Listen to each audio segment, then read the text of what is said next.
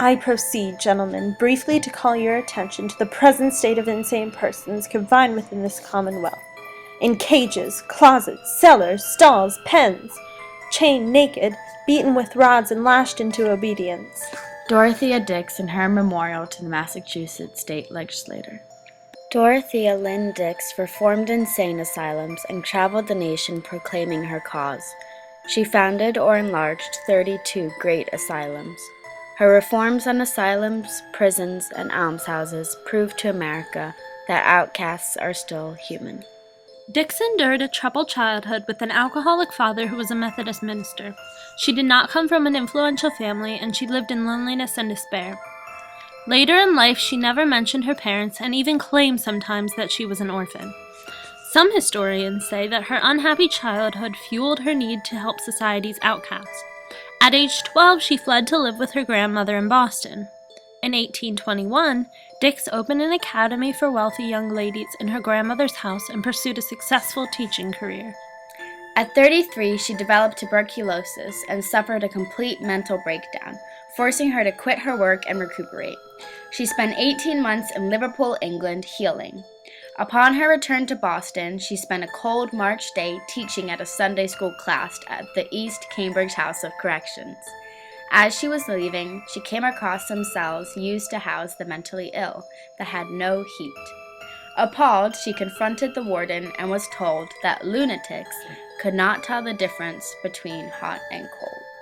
On that day, Dix discovered her life's mission. She began investigating the treatment of the mentally ill in Massachusetts and discovered horrifying conditions. For example, nurses would feed patients vermin-infested food and abuse them physically and mentally, and some patients were even falsely admitted into the institution.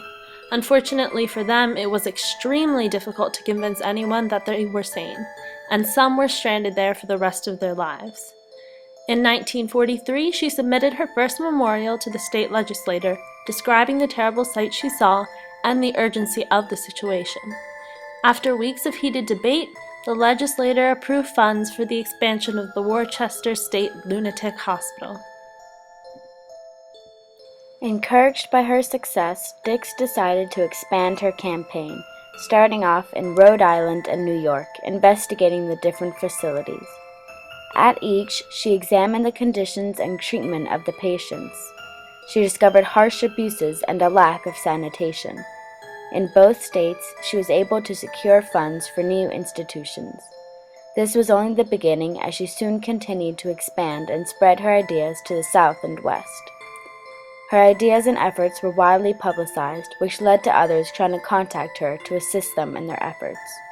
Over the next 40 years, Dix caused 15 states to establish hospitals for the mentally ill. According to Professor Thomas Brown, she argued to legislators that modern governments needed to provide modern treatment for the insane poor. She embodied contemporary humanitarianism and particularly a sympathetic ideal of womanhood. Dorothea Dix expanded her reforms to the federal legislation in 1853.